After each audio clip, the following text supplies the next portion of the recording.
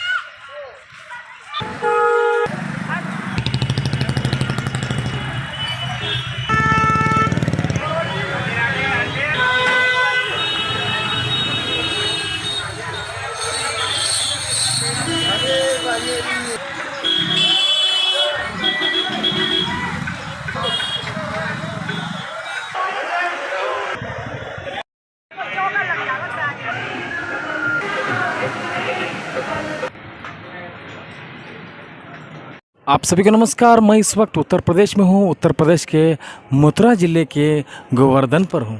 गोवर्धन यानी श्री कृष्ण भगवान इस गोवर्धन पर्वत को उठाया था। वही गोवर्धन यहाँ पर अभी भी मौजूद है।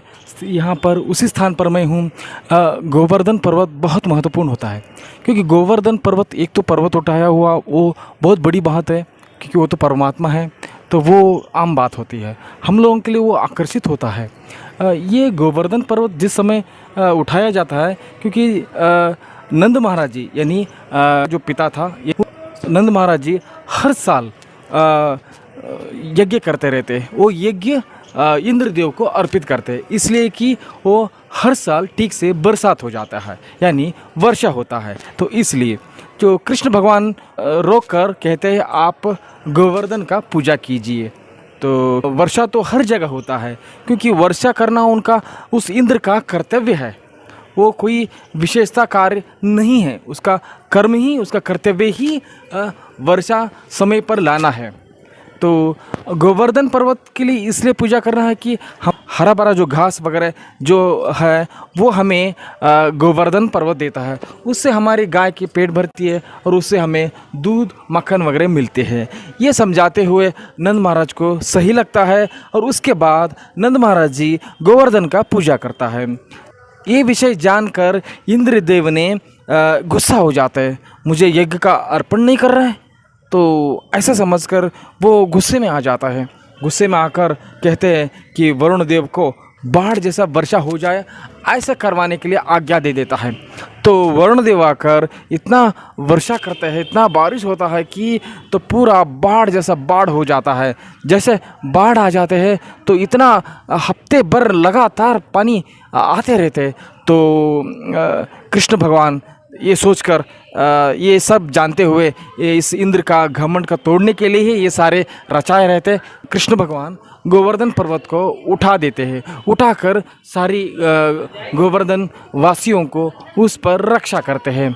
तो ये सारे विषय जानते हुए इंद्र को समझ में आ जाते हैं, अरे तो सामान्य बालक नहीं है, ये भगवान विष्णु हैं। समझकर वो आकर साइड में कोने में आकर छुप जाते हैं। फिर सारे लोग चले जाते हैं। तो तभी आकर आप हमें क्षमा कर दे, हमसे गलती हो गया, अपना गलती का एहसास मानकर क्षमा मांग लेते।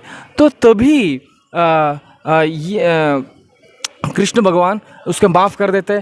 फिर वो माफ़ी मांगते हुए चले जाते हैं। तो वो स्थान भी आप देख सकते हैं, इसी गोवर्धन पर्वत का एक स्थान पर वो वहाँ आकर माफ़ी मांगता हुआ स्थान भी हम देख सकते हैं। अभी ये मानसी गंगा है, जिस जगह मैं खड़ा हूँ ये मानसी गंगा है। मानसी गंगा भगवान श्री कृष्ण का मन से उत्पन्न हुई है। यहाँ स्नान करना बहुत बहुत महत्वपूर्ण होता है। जहाँ आपको नल आ रहे थे, पानी जो गिर रहे थे, वहाँ पर हर लोग स्नान करते हैं। और यह चाहे तो आप इस सरोवर पर भी आप स्नान कर सकते हैं।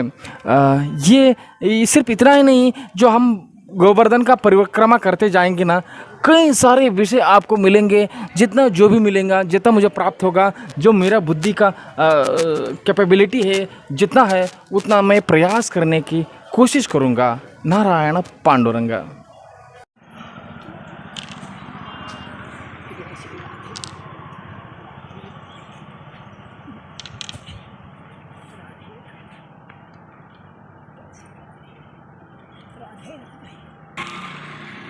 ठाकुर हमारा और आपका कुछ नहीं है। हम आपको बहन में जी रहा कि ये मेरा और ये मेरा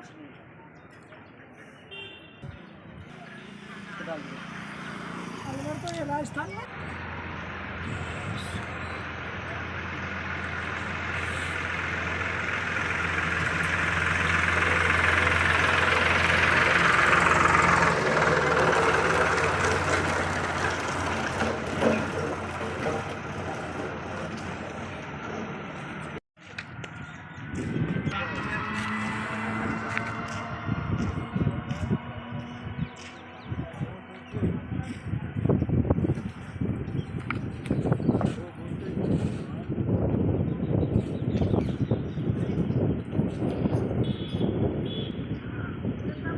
ये है मानसी गंगा का तीर्थ और मानसी गंगा के सरोवर में स्नान करने का कोई ज़रूरत नहीं।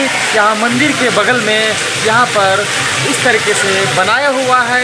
यहाँ पर ये 24 घंटे चलते रहते हैं। कभी भी आके आप यहाँ स्नान कर सकते हैं और मंदिर में साइड में कहीं भी जाके आप विराम कर सकते हैं।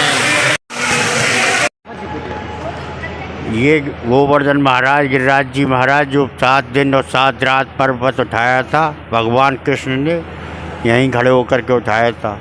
और नीचे वाले गोवर्धन महाराज जो आप दीपावली की पड़वा को गोबर का बना के पूजते हो ना घरों में, वो नकली पूजते हो, यहाँ असली पूजन होता है।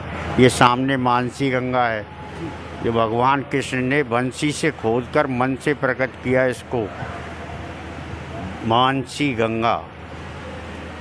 बोलिए गोवर्धन महाराज की जय। मेरा नाम ब्रज बिहारी पाठक और राधे। बोलिए श्री गिरिराज महाराज की जय। बोलिए बाके बिहारी लाल की जय। गोवर्धन भगवान की जय। ये ऊपर में श्री कृष्ण भगवान, नीचे में श्री गोवर्धन गिरिराज जी, जगत गुरु कृष्ण और कृष्ण के गुरु गोवर्धन भगवान। एक रूप से गिरिराज जी खुद पूज रहे हैं कृष्ण भगवान, और दूसरे रूप से अपने आप को ही पुजवा रहे हैं। ये कृष्ण भगवान जी का ही रूप है। जगत गुरु कृष्ण है और कृष्ण के गुरु गोवर्धन भगवान है। ठीक है। सुबह के 4 बजे से दोपहर के 2 बजे तक बाबा पे दूध का अभिषेक होता है। आप जैसे भगत अंदर आते हैं और अपने हाथों से बाबा का दूध का अभिषेक करते हैं। 2 बजे बाद भगवान का रबड़ी का अभिषेक होता है। उसके बाद में गिरिराज जी का श्रृंगार और फूल बंगला और डेली